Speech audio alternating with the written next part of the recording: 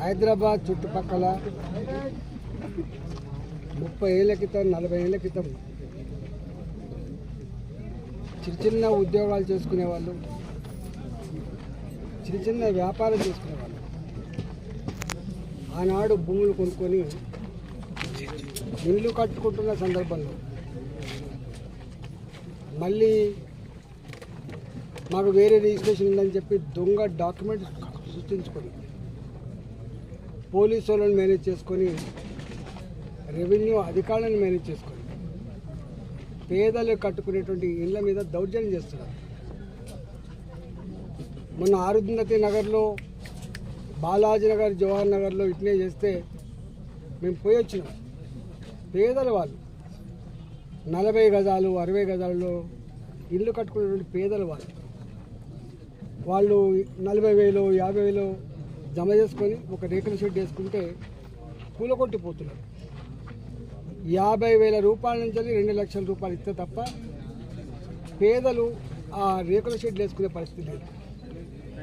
దాని మీద నేను రెవెన్యూ మంత్రి గారితో మాట్లాడినా, కలెక్టర్ గారితో మాట్లాడినా, సిపి గారితో కూడా మాట్లాడినా.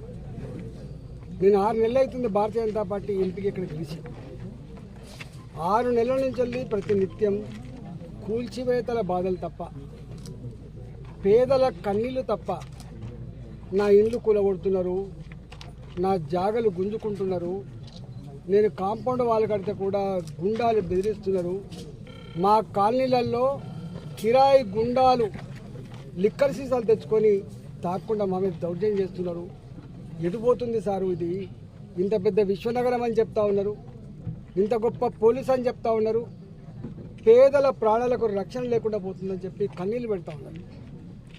నిన్న నా దగ్గరికి ఏకశిలా నగర్ కాలనీ వాసులు వచ్చింది. 1985, ఇవాళ కాదు నిన్న కాదు, 1985 ఆనాడు ఇక్కడ ఎకరం 10,000 రూపాయలు 5,000 రూపాయలకి ఎకరం ఉండే. ఇక్కడ ఆనాడు రియల్ ఎస్టేట్ వాళ్ళు ప్లాట్ చేస్తే కొనుక్కున్నారు. వాళ్ళు అందరూ కూడా రెవెన్యూ ఉద్యోగులు ఉన్నారు, ఇలా పోలీస్ డిపార్ట్మెంట్లో పనిచేసే వాళ్ళు ఉన్నారు, రిజిస్ట్రేషన్ ఆఫీస్లో పనిచేసే వాళ్ళు ఉన్నారు. ఇలా 32 డిపార్ట్మెంట్లలో పనిచేసేటువంటి ఆనాటి చిన్న ఉద్యోగులు ఇక్కడ జాగాలు కొనుక్కున్నారు. ఇవాళ ఆ జాగాలు ఇక్కడ ఇల్లు కట్టుకుందామంటే ఆనాడు దొంగల భయం కాబట్టి, రాళ్ళు రప్పలున్న గుట్టల భూములు కాబట్టి, చెట్లు కంచెలున్న భూములు కాబట్టి సెక్యూరిటీ భయపడి ఆనాడు కట్టుకొని మెల్లమెల్లగా జాగాల ఖరీదు పెరుగుతున్నప్పుడు, వాళ్ళకు 4 పైసలు జమ అవుతున్నప్పుడు ఇల్లు కట్టుకునే ప్రయత్నం చేసి కొంతమంది ఇల్లు కట్టుకున్నారు.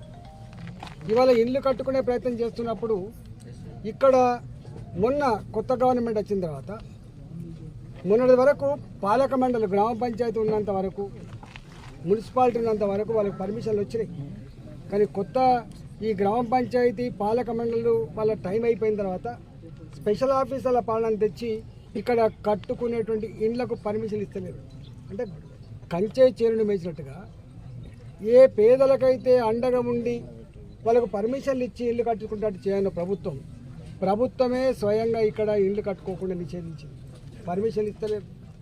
ఇవాళ కట్టుకునేటువంటి వాటికి కూలగొడతా ఉన్నారు. కూలగొట్టేది ప్రభుత్వ అధికారులు కాదు, గుండాలు కూలగొడతా ఉన్నారు. ఇవాళ గ్రామ పంచాయతీ లేఅవుట్ ఉన్నప్పుడు 2007లో ఒక చట్టం వచ్చింది.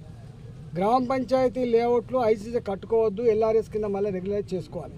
పాపం రెగ్యులైజ్ కూడా చేసుకుంటున్నారు. వాళ్ళు ప్రభుత్వానికి రెగ్యులేషన్ ఫీజులు కడుతున్నారు, ప్రభుత్వానికి పర్మిషన్ ఫీజులు కడుతున్నారు, అయినా కూడా కూలగొడతా ఉన్నారు.